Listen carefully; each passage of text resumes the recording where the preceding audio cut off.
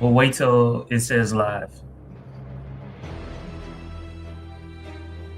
We're live. We're live. Okay, welcome to Cape Fear, guys. There are stories that frighten us because of what we see. Then there are stories that stay with us because they force us to question what we believe about justice, guilt, and the people we trust. Today, we're taking a deep dive into episode 1, Fingers and Toes, the premiere of Apple TV's Cape Fear. This new adaptation opens with one simple premise. After 17 years in prison, Max Cady is released, and the people responsible for putting him there suddenly find themselves living in his shadow once again. But this isn't just a remake of the classic thriller. From the very first episode, the series asks a more uncomfortable question. What happens when justice isn't as clear as we thought?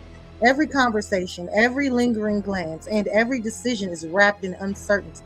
Is Max Cady simply seeking revenge, or is he exposing secrets that the Bolton family has spent years trying to bury? Throughout this episode, we'll explore the psychological games, the symbolism, the moral ambiguity, and the subtle clues hidden beneath the surface. We'll talk about why seemingly ordinary moments become terrifying, how fear spreads long before violence arrives, and why this version of Cape Fear may be less interested in monsters than in the compromises ordinary people make. So lock the doors, keep the lights on if you need to, and let's step into the darkness together. This episode, Cape Fear, and today we're unpacking episode 1. All right, guys. Are you guys ready for the first question? Let's go. All right. Before Max Cady enters the picture, what image of the Bowden family does episode 1 want us to believe? What cracks in that image are already visible, and why are they important to the story that follows? So the initial image kind of gives you this kind of well-to-do, polished family, kind of like your ideal suburbia type family. But then you kind of see something's a little off with the kids. And so it's like, what the hell's going on here? And then some of the camera angles, when they examine the wife, is a little off. The dad clearly has some type of substance abuse problem going on as well. So yeah, I'm serious. Jermaine is like, wait, what? Yeah, I didn't catch that. You didn't catch that? Okay. No. I guess I was engaged otherwise. You were entertaining. Yeah. Okay. But yeah. And so what do you think, Jermaine? So clearly I could tell that something was up with the son. Didn't quite know exactly. Mental health is a real thing. And so I did catch that. I caught that. I knew that the mom was questioning because she was just like, man, like we have a perfect life, but it was kind of like she didn't want to trust it. I could tell that she didn't want to trust the life that they were living. And as the episode unwinds, I can see why. I can understand, why. But I don't know if we're there yet. Okay. I thought they were perfect in the beginning. I was like, they're so cute. I was like, they're just this cute little suburban family, little well-to-do lawyers, and instantly, like during the interviews, I started noticing something going on. Like, what's going on? And how quickly I can tell everything's not perfect. Mm-hmm. Let's go on to the next question.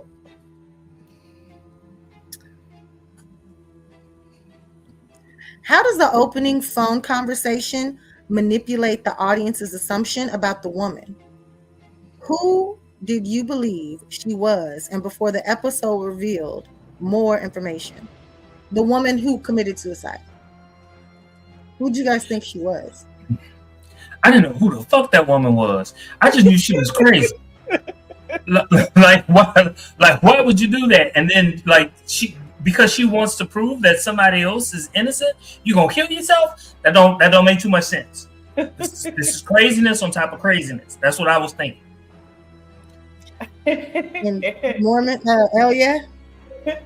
Kind of echoing what Jermaine said so eloquently. I didn't know who the fuck that was, but so the way in which she was portrayed, you kind of see the pills on the table, the whole way the scene is set up, like this is yet another person with some type of mental health issues, and just based on the images that were around the room from the articles and stuff, I'm like thinking, okay, is this person's family member that's in prison, somehow related to this person that's in jail, but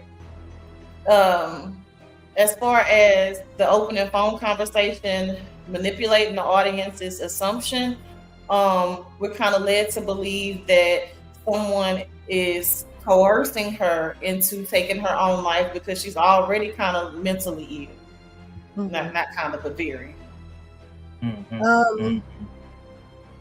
I didn't know who it was on the phone, but I knew that she was thrown off when she missed and had to do it again. Yeah. Yeah. I was like, oh, she's not dead? Right. Oh, no. It was weird as hell. I was just like, ooh. I was like, that made the scene even more like scary to me, because I was like, you can miss and have to live through that? You can miss. What kind of drugs you have to be on to shoot yourself a second time? First of all, what kind of love you eat that'll make you talk you into doing it twice? This dedication that I don't ever need. And called whoever it was, and called and checked on them to make sure it was done. Okay, question 3. What does Max Cady's release symbolize for the Bolden family?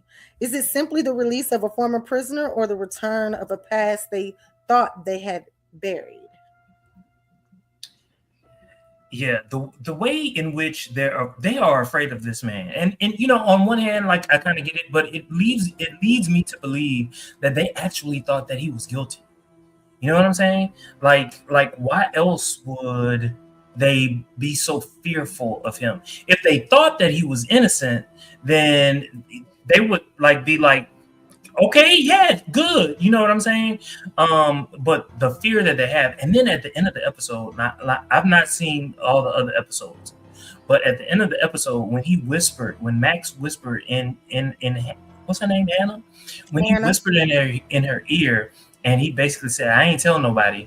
It made me think, I don't know how wrong I am. I'm probably like way off base, but it made me think that the two of them had sex. So that's where my mind went. That's where my mind went as well. So you dirty peep toes, you dirty peep toes.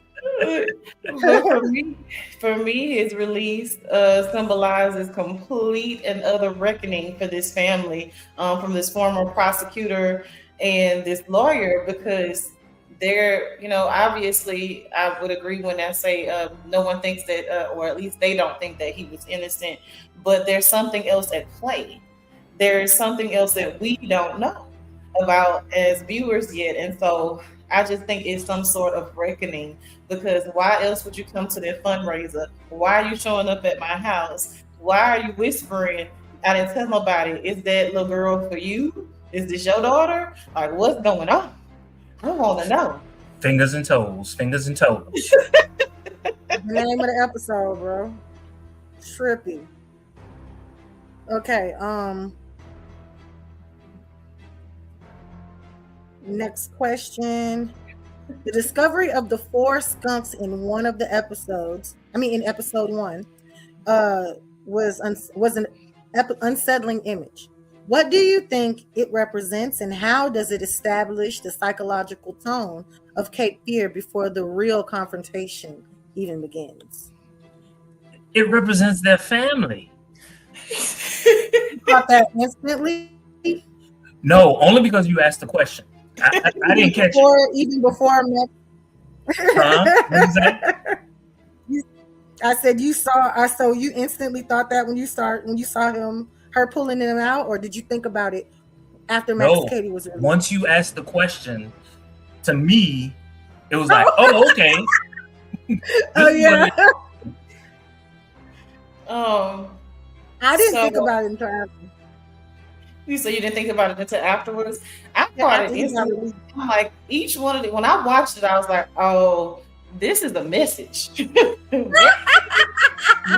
still Got the think mama skunk, the daddy skunk, the child, and the two children. And so a skunk is a skunk. I'm snuffing you out. I'm sending you a message. Your shit stinks. And I'm about to let everybody know it. And I'm airing it out. It was a message. So it sets a very clear tone of impending doom for you and your family.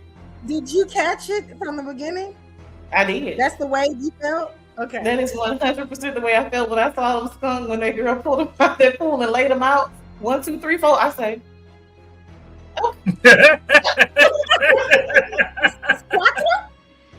Cuatro. Nah. Just so happens. My mama, daddy, and two children. Look, I'm still stuck on the tiger or the lion or whatever it was. Like, how the fuck this shit? Like, okay, so I'll be honest. I didn't even see when she pulled the skunk out of the swimming pool. I just heard, you know, she was talking about the skunks in the pool, and I was like, what's going on here? So, like, this is definitely a show that you got to watch every second of, and so I look forward to episode 2. Okay.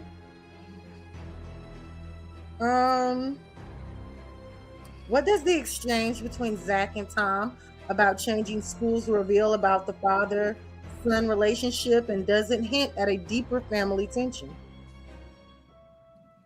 He acts like he's scared of his damn son.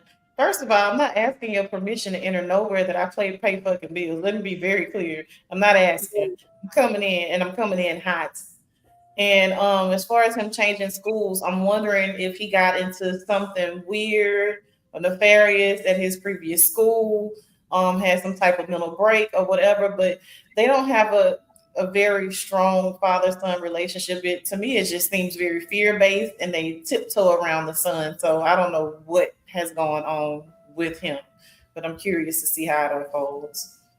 Yeah, I agree with everything that Ilya said, but it also makes me wonder, what is it that the son has over the dad? Because I don't understand. Like, I don't see a dad being, I'm not going to use the word fearful. But to tiptoe around your own son, that doesn't make sense to me. Like I get that they're in the South or whatever, but I don't like, especially in the South, boy, you gonna do what I say do. You in Savannah. You ain't in New York. You ain't on the West Coast for sure. Well, whenever I saw it, I was thrown off because I was like, wow, this family's not perfect at all. Yeah. Selling me that dream in the first 5 minutes. Took it away, snatched it real quick. Okay, next question, guys.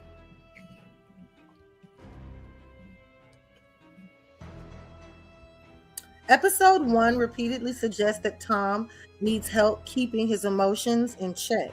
Is his apparent use of mood-altering substance simply a coping mechanism, or is it an early sign that he's already losing control before Max Cady ever confronts him? Yeah, your boy's crazy. Your boy's crazy. Tom, like the dad? That's the dad's name. Yeah. See, I didn't catch that. I didn't catch that he was using drugs. Entertaining evening. But I was thinking about the son. What the fuck wrong with the son? Really though. Yeah, daddy. He's been a prosecutor, so I wouldn't just put it off on the Cady case in particular. I think he's probably been on a downward spiral, because you don't be a prosecutor without being unscathed. At least in my opinion, that is a heavy load to bear for a lot of people. And so I think he had something going on well before Cady entered the group chat. Okay. I just wondered, like, my boy likes to party. So Yeah. what kind of partying are you doing? You're microdosing something, but it looked like when we saw him take it, it was after the interaction with his son. So I was wondering if it was to manage his stress. I don't know. But next question. Noah greets the news of Max Cady's release. Noah is the woman who is over the agency that Anna works for. The black chick. The black chick. Noah, let me see. Her name is CC Pounder. Yep. Yeah, she's been around a while. Yeah, she has. So CC Pounder, as Noah, greets the news of Max Cady's release with excitement, while Natalie and Tom appear visibly unsettled. What does this difference in reaction tell us about their perspectives and the secrets surrounding Cady's return? So, all right. So it was clear to me that Noah did not see it from the perspective of Natalie and Tom. And because Hannah and Tom. Okay, Hannah and Tom. And as a result, that leads me then to believe that Hannah and Tom have some secrets that they want to remain hidden and buried. What I'm thinking is they exchanged information during the course of the case that they wanted to keep secret. Like the prosecutor and the defense, there are times in which they can share information, and then there are times in which they can't. I'm thinking that that they shared information when they shouldn't have shared information, and I'm thinking that that is why they both feel this heavy, I don't know, fear. So Noah sees this as an opportunity to kind of push their initiative farther. And so clearly she's unaware of whatever it is that's going on between the husband and wife. And so I want to know what this secret is. If I'm being honest, like, okay, sooner than later, because like, what is going on? But at the same time, this is a suspense thriller, so I'm just gonna have to get over that. But yeah, Noah's just looking to push the company forward. Like, okay, this is what we do. So I'm excited. Like, yeah, 17 years, and now you have your freedom. And then, oh my goodness, this is your company. Y'all can have a sit down, and oh girl, it's like, I ain't like, Noah, keep him far, far away from me. That was when I first realized that the husband and wife, Anna and Tom, must have been in cahoots about something. I was like, yeah, I must have did something wrong. Like, probably not huge, but unethical for sure. Yep. Where's this baby daddy? Where is this baby daddy? Right. Episode 1 repeatedly features alarms going off in the Bowden household. Are these alarms warning the family of an external threat, exposing cracks within the family itself, or serving as a reminder that danger has already entered their lives? So you know what? It's your questions and the fact that I know that you've seen several episodes ahead. It made me think. Actually, at the end of the episode, it made me think the fact that what's his name, the Cady, I'm calling him Cady. Huh? Yeah, I'm thinking that Cady and the son are in cahoots in some kind of way, or he I don't know, he brainwashed the son, and the son went up to the door and tried to unlock it, and all of that. That's why the alarms went off. I don't know what the hell is going on, but right now my mind is spinning because I have, and then at the same time, like, there's always this figure that I see in the house or around the house, and like who the fuck is that? That can't be the Cady guy. That can't be the Cady guy. So it's making me think. He just got out. because it makes me think two different things are going on at the same time, or maybe it's making them think that two different things are going on at the same time, but there's really one thing going on with maybe two different agendas. Mm-hmm. So just in my ELA brain, if something is repeated, that is definitely a message.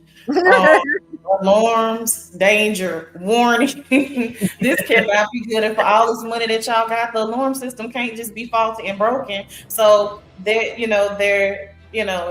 there's foreshadowing there. And so yeah, I feel like the danger has already entered the minute that y'all did whatever illegal shit that y'all did. You did something. So it's already there. The secrets don't stay buried. And so they never do. I think they've been planning this shit from the jump. I really do. I think they got old girl to commit suicide.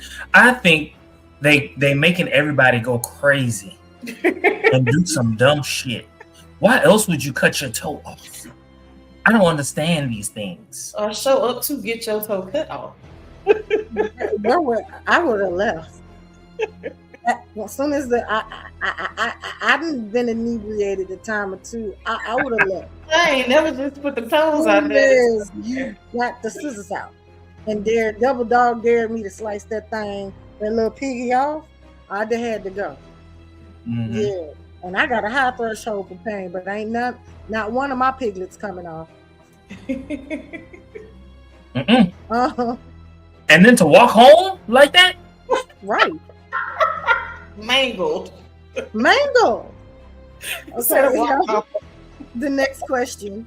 The Boldens begin losing control of their personal lives as Zach goes missing and Natalie is publicly targeted. And Natalie's the daughter. Is the episode showing a family being attacked from the outside or exposing the weaknesses that already exist within the family? I'm gonna say the weaknesses inside of the family are already being exposed, and there's this illusion of this perfect family and what is it? Oh, illusion of control is what I wanted to say, and so yeah, it's just being exposed. Exposing what's already there. Yeah. Clearly, people have been watching their families. Every now and then, people drop hints at different things that they've said inside the home or around them. And so it's like, yeah, people are watching you. And you don't even realize that people are watching you. And so, yeah, It's exposing the weaknesses that are already there. Yeah, I agree. I think that the problem is if y'all not on the same team already, then y'all already in danger as a family, especially with a teenager who's just missing. Like, where the fuck did you go, and why would you do some shit like that? Like, what's going on? And by the way, who are those two people inside that house that was that was knocked out? Like, that was an original question. Like when not Natalie, when Hannah went to go look for, I think so. When Hannah went to go look for Zach, it was two people knocked out in the house or dead. I don't know. Oh yeah, I did see that. Oh, you mean at the friend's house? Yeah. Oh, they probably were just, I don't know who was knocked out at the friend's house. Yeah. Oh. Okay, next question. What does Max's appearance at Anna's firm's gala reveal about his understanding of power, influence, and public perception? First of all, he had a long time to sit down and think. And so his appearance, he couldn't come in hot because clearly there's a longer game at play. And so he came in very polished. He's been he needed to come off as a victim of the system. And so just very forgiving. So whatever his larger plan is, it's not going to set off any alarms. He just wants to seem like an ally to the public eye. and get that kind of sympathy or empathy vote from him. So, okay, the scene at the gala. There were two things that happened at the gala outside of his speech. All right, so I agree with Elia. Everything that he said at the speech was designed to um, make everyone feel at ease with him. But there were two things that happened after that speech. I think a glass broke, and the cameras moved kind of fast, and I really couldn't see what the hell was happening. And he had a reaction. The flash made his brain have a reaction to the flash, so he ended up, popping the glass. Right, but later, what was happening? What happened was he took it off, as if to say that didn't hurt me. That, and then also at the gala, he fell down, and I kind of thought to myself, I wonder if they're being recorded, and it's gonna make it look like oh boy, the dad, what is it, Tom? Is gonna make it look like Tom pushed him or something like that. That's just where my brain went, but I don't know. They talked a little too long, so I don't know. Or he purposely wants to come out vulnerable. That's what I was saying. I felt like he wanted to seem vulnerable and helpless. Mm-hmm. All right, next question. What message is episode 1 sending through the contrast between Max's public persona and his private intentions? Is the most dangerous part of Max his actions or his ability to make people trust him? Okay, so I'm gonna be honest. There's nothing. Okay, so if I were the Bowdens, there's nothing that he has done that would make me trust him. Absolutely nothing. In fact, quite the opposite. Okay. Now publicly, I think a lot of people will give him the benefit of the doubt. That's what I think is happening right about now. But I don't trust that motherfucker. You just happen to show up when a tiger, a lion, whatever it is in my backyard. When my son's toe has been your hands on a mountain lion, sir. And why the fuck? And why you not scared of it? He must have been back here before. Have you? You and him. Y'all both too comfortable back here. Irritated my spirit. I said, it's too much going on with the animals. Too much animals. Y'all, for real, it was a lot going on episode 1, wasn't it? The more I talk about it, the more the crazy it is, and I like it. But it's like, what is all this happening in episode 1? Like, there's more? Like, how'd you feel, Mormon? So I'm enjoying the ride because, again, I still don't know quite where we're going with this, but it's not in a bad way.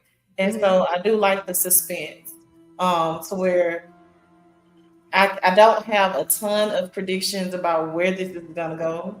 It's just like, okay, what are we doing? What are we doing? What's happening? Who's gonna die? Other than, the woman in the opening scene. So, and I really want to know if that's his baby. Like, I don't know. The daughter? Yes. That's exactly what I was thinking. I think they was getting busy. Because he did whisper. He said, I ain't tell nobody. Y'all some freaks. The first thing that y'all think about is sex. Yeah. But okay, 2 questions left, guys. You were saying, I'm sorry. No, I was about to say, but to answer this question though, I do think he's dangerous because he's charismatic. That could be used for evil or that could be used for good. And I think that makes him increasingly dangerous. Absolutely. And he's saying all the right things. I personally wouldn't trust his ass for nothing in the world. Especially if I had something to do with his ass being locked up. If you can weaponize a mountain lion, your abilities are unmatched. They would have thought I was crazy how he got the mountain lion in my backyard. Bro. And who the fuck gonna handle some skunks? Yeah. Who gonna handle some skunks? Do you know? Anytime a skunk is scared, they Because mind you, all the weird stuff started happening, and he had already been out for 2 days. When I found that out, my whole spidey senses would have been percolating all over the place. I would have said, "He's trying to kill me. He's trying to kill me." And I think Hannah is on that. She's on that path because as soon as she finds out, she's like, "What the fuck is happening?" I think she's already on that path, but for some reason, why is she more scared than the husband? Because men don't be scared. That's her baby daddy. He's stupid. She's He's stupid. Okay, 2 more questions, guys. This is the last 2. I'm gonna ask the first one, then we'll talk in the last one. The Bolden family is surrounded by warnings they cannot fully understand, the alarm that won't stop, the predator in the backyard, Max's unexpected arrival, and Zach's troubling behavior. What is the show suggesting about the difference between feeling safe and actually being safe? How are these escalating events changing the emotional atmosphere of the Bolden household? Them motherfuckers gonna crack. They gonna crack because they're not safe, and I think they're realizing they're not safe. They got mountain lions in their backyard. They got skunks infiltrating their house. They got the alarm going off. There's all kinds of shit happening. The sun toe is cut off. What'd you say? How do we know the skunk can't swim? They probably can swim, right? I would assume they can. I would assume any animal can. Listen here, black man. It was one mountain lion. Not mountain lion. Might as well have been several. Yes. I would have fell out right then and there. Yeah. You know what? You see a mountain lion in your backyard and it walks off, I'm running. I don't give a fuck about the sun in the front. I don't give a fuck. I'm running. Hopefully he needs the chest too and know where to go. I know where I'm going. He's too old for that. I'll leave your ass right outside. Look, God for us all, every man for himself. Yeah, I see a roach and I'm running. What you gonna do with a mountain lion? Oh my God. Yeah, they're screwed. They're 100% not safe. They have the illusion or disillusioned by all of this money and influence that they have, but there is nothing safe going on in the Bolden household. Nothing at all. Mm-mm. And I feel like their secrets are about to come in and snatch them. Yeah. And the final question, was a toe in the throat a little more than a cliffhanger? A toe in the throat? Did I miss something? What's that in the throat? A toe in the throat? Okay, this must be episode 2. There's no toe. There were no toes and throats. Which toe was that?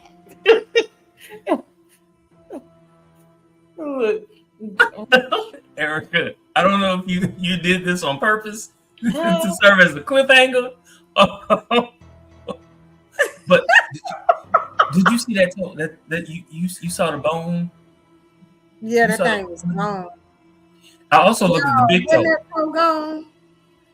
Ooh. Yeah, and the big toe. You saw the big toe. He ain't had no nail. Did you hear the daddy? Where's your toe? Why would you even ask? He high as a fucking kite and he missing a toe. I'm about to go nuclear. Okay? Yeah. You come home on some type of substance, missing a fucking toe. I'm acting crazy. You don't even feel it. I'm acting crazy after this. You think you crazy? Oh, I'm acting crazy after this. Mm-hmm. I'm trying to understand why they ain't slap his ass to begin with. He ain't gonna feel it. He taking twice, thrice what his daddy taking. He Okay. there drinking milk. Slapping him in the face would be for naught. Okay, he ain't gonna feel it. They need to do something. I mean, because right now what they're doing, it don't make sense. All these things happening at once. It don't make sense. Call the fucking cops. Call the FBI. Everybody. To me, the reaction wasn't reactive enough for your son to come home with a toe miss. And then for him to be on the porch, I'd have ran out the house trying to attack Max Cady, baby. I'd have went right back out there like the mountain lion. Right, and you I'd have can't been on his over ass. here just to bring me this clutch. But they can't say he had him because they saw him at the damn event. Mm-hmm. Exactly. So that's the part that was like, which is why I think two different things are happening at the same time. I think people have two different motives going on, but I think they're working together. Okay, so guys, made there to 10. What did you think? I'm gonna give it an 8. I love the suspense. It's very dark. The acting wasn't bad. There were some crazy camera angles, and I liked that. So it made me think it was one of those. I don't know if I want to say maybe like Twilight Zone, like Hitchcock type things that were going on in this episode that I appreciated from the past. That it's like, okay, although this is seemingly happening in the 21st century, it gave that kind of callback to the 80s kind of filming, the way it looked. And so I appreciated that. So I'm going to probably go with about an 8. I enjoyed Fingers and Toes. The original Cape Fear was filmed in the 60s, I think. And then there was one in 1991, and this is the newest remake. I'm here for it. I enjoy it. I tried to go watch the last two, but they trying to charge me money. And we all know. Subscription. We all know how I get. New email, new trial. Right? I'm going to figure it out. So I'm going to give it a 7. This is not to take away from the episode. There's a lot that I don't know and I don't understand just yet. However, I anticipate that the upcoming episodes, my scores will be higher and higher. I had a lot of questions. Good questions. But I'm going to stick with a 7. Oh, I'm gonna give it a 9. Oh, yeah. And you I'm a suspense lover, and I am. I'm a listener. It's a good storyline going. I'm all into it, and it pulled me in every direction. I found myself rewinding to try to see if I could tell if it was Max Cady's voice on the phone. I found myself rewinding to make sure, getting close, trying to make sure I heard him correctly. On different details and different parts. I loved the fact that there were creepy things like a person somewhere sitting in Zach's room. You know what I mean? And we clearly saw there was somebody there, but it couldn't have been Max Cady. You know what I'm saying? So I was like, well, hold on. What's going on? But obviously, if they're sitting in Zach's room, Zach knows they're there. So what's Zach's problem? You know what I mean? So I just... Unless he bipolar. Unless he bipolar and hearing voices and seeing people. Motherfucker is crazy. I love how they didn't even know he was getting out, and once he did, that's when all the things started changing. I like suspense though, so I thought it gave me suspense. You know what? I'm thinking as I'm sitting here. I'm thinking his supposed, I'm gonna call him girlfriend. His girlfriend. I wonder if she has something to do with him. The one who killed herself. The one who he was going to visit. The one he's been talking to on the internet. Oh yeah. Okay. Well, I can't wait for you guys to see the rest of the show. You ain't gonna tell us shit. Mm-mm. I want to enjoy the rabbit hole. It keeps sucking you in. It keeps sucking you in. The whole time you like, well, what? Alone. Don't leave it alone. Yeah, you like, well, what the hell? And when it start going down, you're gonna be like, I'll be damned. When it starts So I going down. don't know. I just love the. I don't think that every episode is probably gonna get a 9 from me, but it grabbed my attention and it kept me invested to watch future episodes. I had caught up. I think it had 4 episodes when I first started watching it. Watched them all in the same day. I was like, oh no, I got to know what's going on. So the last episode comes on Friday too, so it's gonna be good. Oh. Mhm.